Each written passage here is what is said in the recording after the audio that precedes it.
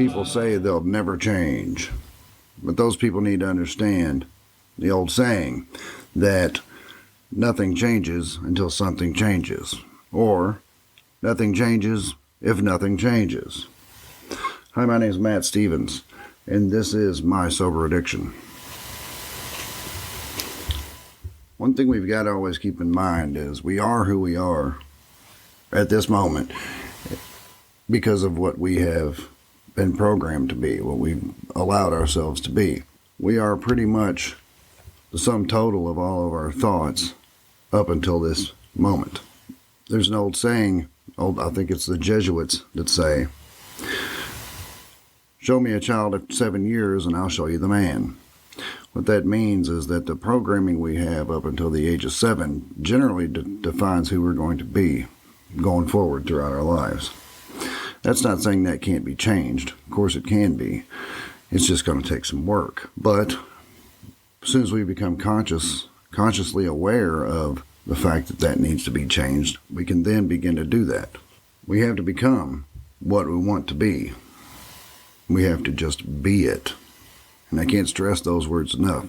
Be it. We can't set stipulations down and say, well, once this happens, then I will be that. Or I will be happy once this happens. Because that's not how the universe works. That's not how the law of attraction works. How the law of attraction works is you're going to be whatever it is that you are being. Now, I know that sounds like an oxymoron. Most people know what I mean already. But most people also don't do it. I mean, we all struggle with it. It's a lot of years of programming that we're trying to overcome. But it's a worthy goal. It's something we got to work towards, something that we got to get better at. We have to become very deliberate and very intentional. And the word intention is also a very key word in all of this. But we have to become very deliberate, very intentional in the thoughts that we choose. You know, there's a great book that was written, and it's a very short book, and I highly recommend it. It's called As a Man Thinketh. In the book, it basically says we become what we think about. And I know you've heard that. It's almost become a cliche, but it's very true. We become what we think about. And given that we know that 95% of our mind is subconscious, which leaves only 5% for conscious. And we can do some good by, working on that 5%, making sure we have positive thoughts, positive thinking and doing all the right things and staying away from the wrong places and staying away from the wrong people, situations. And while we can do a lot of good for ourselves by focusing on that and working on that and getting better, it's still only 5%.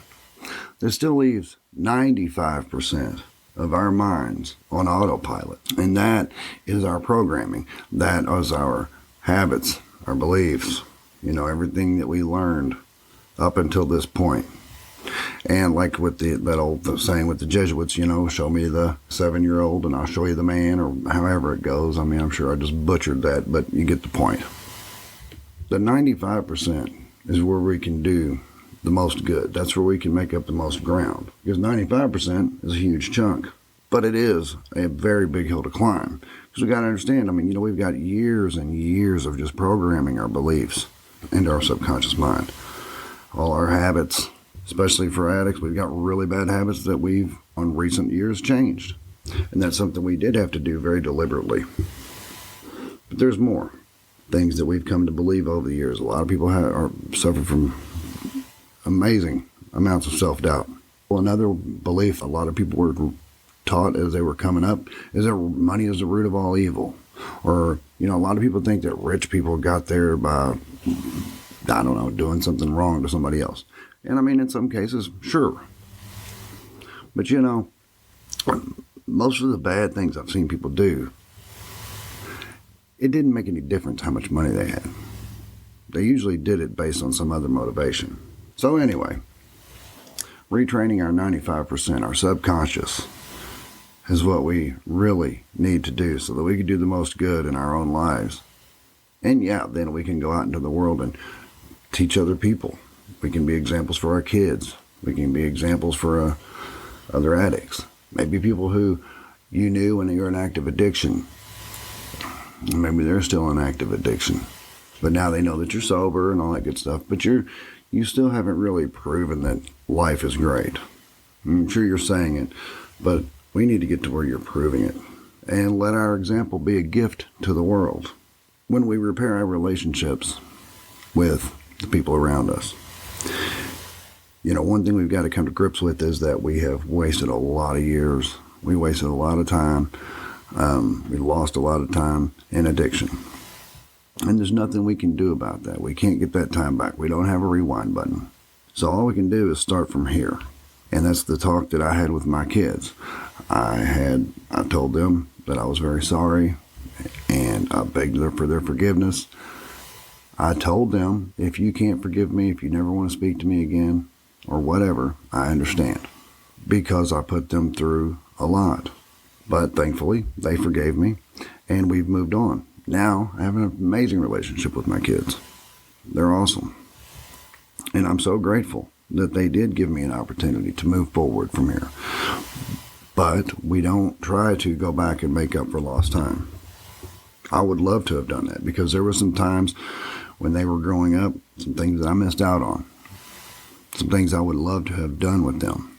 But now that they're grown, for the most part, they're young ladies, they're young women. But for now, that they're grown, there's some things that I missed that I wish we had done. We did it. The time has passed. I can't make it up. But I can't go from here. And they're willing to do that. And for that, I am eternally grateful. So anyway, so let your example be a gift to the world. No, we don't owe the world anything, but we can freely give it away anyway. We contributed to all the bad things in the world for so long. We should now contribute in a positive way. We can make positive impacts in the world. If one person can go out and inspire one other person, and they can continue to do it, that snowball gets going. Sooner or later, you're going to run into someone who has a very big story to tell. They're going to tell it on a much grander scale. You may be the person that inspires that person, and then maybe they go out and inspire 100 people. Or maybe you're the one that inspires 100 people. I don't know. The point is, we can impact the world in a very positive way, because we know how bad things can be. We have been at the bottom. We've been lower than most people. No, that doesn't make us special, but it does put us in a unique position. It puts us in a unique position so that we can say, hey, look, you can go from this bad and go and be that good. And it's pretty awesome, isn't it? It's a great feeling to know that you can do that. As long as you're still with us, you can do great things. So as I've said before, go for broke. There's nothing to lose when you're starting at zero. And here's some examples of this opportunity. We can become wildly successful and give back in financial ways. A little sidebar on that. We have to be trustworthy with good things. There was a time in your life, I'm sure, that you couldn't be trusted with $100, right? Somebody couldn't give you $100 and expect you to do the right thing with it, right? But we get to a point where we have earned the trust, and so therefore we're given blessings, or however you want to look at it. So let's be trustworthy with those blessings. Let's take those blessings and do good things with it. Let's prove to God or the universe or whatever you want to call your higher power. Let's prove that you can give me blessings, and I'll go out and be a blessing with it. I'll do good things with this. And that just makes your example even bigger and better. We can also be examples of what's possible. Like I've said, how low can you go to how high can you get? And also, as being an addict puts you in a particular unique position, because it positions you as an expert, someone who's made it, someone who has a story to tell. Every person has a story to tell. With regards to this podcast, I'm speaking directly to addicts. And anyone else who wants to listen, that's great. I'm hoping that some family members of addicts are listening. In fact, I intend to do some interviews coming up. Here's a little sidebar. I intend to do a series of interviews with family members of addicts, because so many times we hear about addicts and their stories from being down in the pits of hell to soaring in the sky like as free as a bird. And those are very positive and uplifting, and I never want to take away from those. But I also know that there are family members, loved ones, who went through all this with us. In a lot of cases, they were right there with us. Like when we were in jail, our parents, our significant others, whoever it is, was right there with us. And there were times that our family were glad we were in jail because at least they could know we were safe, right? That's a whole other thing. But yeah, I'm going to get into some interviews with family members because I feel like it's important to hear their side of it. So often we hear the story of the addict and how all they went through and what they put themselves through and how they finally came out of it and how they're doing amazing things now. And those stories are amazing. They really are. But there's also the story of the family behind them, the family that helped pull them up out of the muck. And a lot of times addicts and active addiction think that their family hates them. And they don't. They just want what's best for them. But a lot of times they're frustrated. And then tough love, like when someone has to kick someone out of the house. When a family member has to kick a loved one out of the house because they're in active addiction and bringing bad things around and all that kind of stuff. And it's like, look, all I'm doing is enabling you by giving you a free place to stay. That tough love is hard for the family to do. So they want us to, they would like for us to know, look, I did that purely out of love. And I know that once we get out and away from it and we look back on it, we realize, yeah, they didn't have any other choice but to do that to me. And that was probably the best thing they could have done for me. Anyway, that's a little sidebar as far as interviews that are coming up in the podcast in the near future. So, everyone has a story to tell, and we can be an example for everyone else. Kind of like the phoenix, fall down into the pits of hell, and we swoop back up from the ashes. What we take with us is the experience that we gained from our time in the addiction, and that experience teaches us a lot. And once we've been down there, we've gained that experience, and now we're back up. We can then, from a position above it, reach down and give a hand up to someone who needs it. However, slow down, Tiger. We do have to get our clean time in. And I say this because a lot of people, when they first get clean, myself included, when I first got clean, that was the first thing I wanted to do was run out and get certified to be a addiction counselor or a therapist or whatever. And that's a very good thing to want to do. But I think it's very important to get our clean time in and to become comfortable with sobriety. Because once we go down the road of leading others, carrying the torch, lighting the way for others to come up out of the pits of hell, or whatever you want to call it, we have a responsibility. We can't be easily tempted. We have to understand that whenever we are going to try to help people who are still down there, temptation is down there. We have to get to a point in our sobriety where we're not easily tempted. You could look at someone who could easily give you drugs and not even let it faze you. Stay focused on, I don't want that. What I do want is to pull you up if you're ready. So we have a responsibility to make sure we're not going to be easily tempted. And for God's sake, we've got to stop romanticizing active addiction. And I know that people do it. I did it for, a couple of years, I guess, where we remember the good times, how great it felt. Okay? There was a reason why we started doing drugs in the first place. It was fun, made us feel good, made us feel important, made us feel bulletproof, made us feel something. There was a reason why, that there was a lure. There's something that brought us in the first place. And that's kind of the romanticizing of it. But we've got to always remember why we got sober in the first place. We've always got to remember how it ended, why it ended. Did it end in jail? Were you laid over on the side of the bench or whatever with vomit streaming out of your mouth because you're too weak to get up and go to the toilet? Did it end with an overdose? Did it end with you waking up in an ambulance or in a hospital bed? Or even worse, did it end with you waking up handcuffed to a hospital bed. Yeah, I've heard those stories. I've been in rehab with a lot of with people, and everyone has a story to tell. I mean, they're all very similar, but they're all very unique at the same time. And my story may reach some people and not other people. Your story will reach some people. Your story is very important, but what's most important is your own sobriety.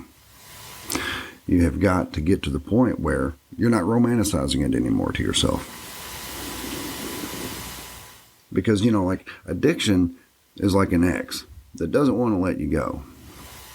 Addiction is like an ex that wants you back, is trying to win you back by reminding you of the good times, reminding you how it felt right there at the beginning. Maybe you felt bulletproof. Maybe you felt confident.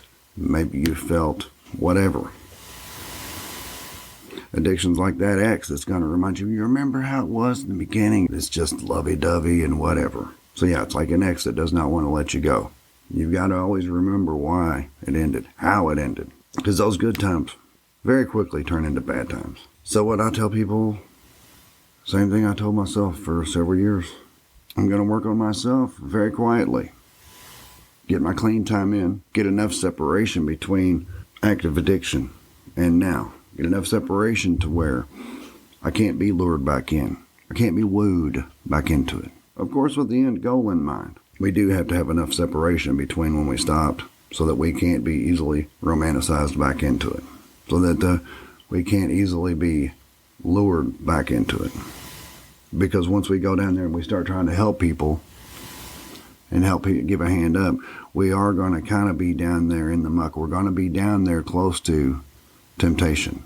And they're close to where it can be given back to you. I mean, it depends upon which route you take. Like, I'm not really around people. Well, I guess we all are. But I'm not really going. You're not going to see me going to a trap house and trying to pull people out of there. That's what I mean.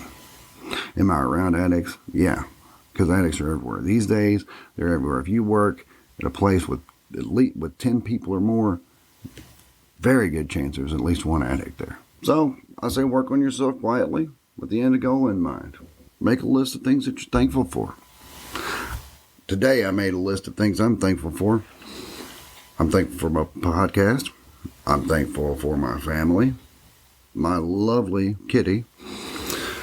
That's my girlfriend, not my cat. She's going to love that. Anyway, my car, the fact that I'm healthy, free, my sobriety, I'm able to help others. Those are things that I'm thankful for. My goal was to get to 5 years clean time before I really put myself out there. But, work on yourself and get yourself good. Meditate. And I've said before, people who like, I don't have time to meditate or to journal. I'm like, come on, dude, you sat in a freaking car. You sat in a freaking car in a parking lot for how long? How long would you sit away from your dope, man? As long as it took, right? But how long did you do it? There was times you sat there for freaking hours. And I guarantee you the average time was at least 30 minutes. Unless you had a really good one. Then again, is that good? But whatever. That's getting into a whole other thing. But that does set up, give me an opportunity to tell a funny story. A lot of people, especially around the Kentucky and southern Ohio area, have a joke about how, like your dope dealer will say, I'm pulling in now, man. Can't you see my headlights? And I don't know, maybe in other areas of the world they say the same thing. If so, that's even funnier. But like, for example, one time I was waiting for a guy and geez, we were in some really shady ass apartment complex somewhere in, I don't know, whatever. Really shady. And we're just sitting there hanging out in the car. Nothing to see here, just a couple of dudes hanging out in a car. That's all. And 30 minutes goes by and you're like, oh man, come on, dude. I mean, he already said he was meeting me here. So you call him. Oh yeah. I'm on my way, man. I'm on my way. And you can clearly hear people in the background talking. I mean, This guy, or maybe even better, it sounds like he's in a bathroom or something, you can always tell if somebody's in a car, or if they're in a bathroom, or if they're at a family reunion, because I've heard all those in the background. When you call a guy, yeah, I'm on my way, man. I'm on my way. Okay, cool. So then you wait another, 20, 30 minutes. You call again. Hey, man, I really need to get out of here. This is really shady looking, and I'm just sitting here like a sitting duck. I don't know if a cop isn't watching, waiting for you to pull up or not. Nah, man, you good. Don't worry about it. You good. Just stay right there. Just be cool. I'm almost there. All right. So, well, that's cool. Fine.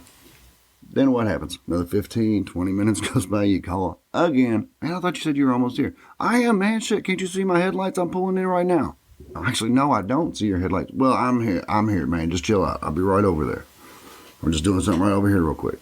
Which kind of leads you to believe maybe he's hooking up. He has another customer over there. Okay. Another 15, 20 minutes goes by. You call again, and you hear people in the background. Clearly, this guy hasn't even left yet. Anyway, for those that don't know, eventually, yes, he does show up. And at that point, you're just so grateful just to get this over with, you don't even say anything to him. Because what are you going to do? Yeah, you can go to another person. You can find another drug dealer. Of course, they're on every corner.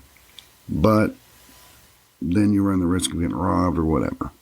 So you always just kind of tough it out with this guy. Right? But thankfully, we don't live that way anymore. Thankfully, if someone can't respect me enough to at least be close to on time, then screw them. I don't have time for you either. It's a respect thing. And isn't it wonderful? Isn't it nice to be able to value your time better? To be able to say, no, screw you. I'm not doing this. We're not doing this. I'm out. Aren't you glad you don't do that?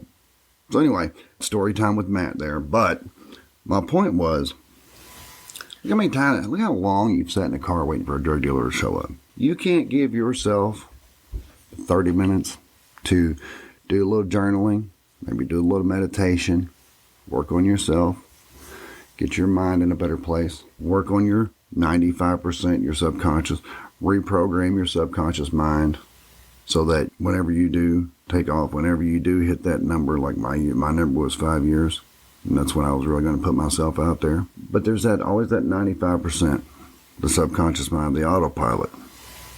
And we're not going to be able to change the fact that 95% of it's on autopilot. But what we can do is change where that autopilot is taking us.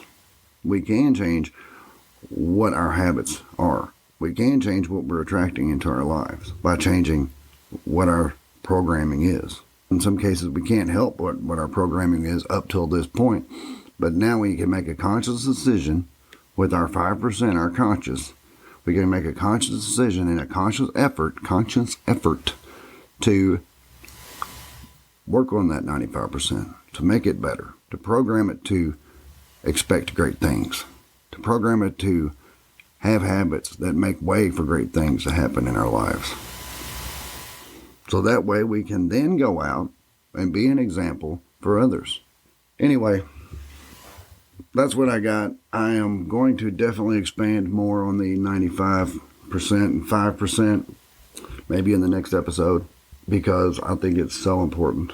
Our subconscious programming really is who we are. And we really can't change the fact that 95% of our mind is subconscious. Well, we can change what that 95% is doing. So, this is Matt Stevens. This is My Sober Addiction. Thank you for listening. I love you all very much, and I'll speak with you again soon.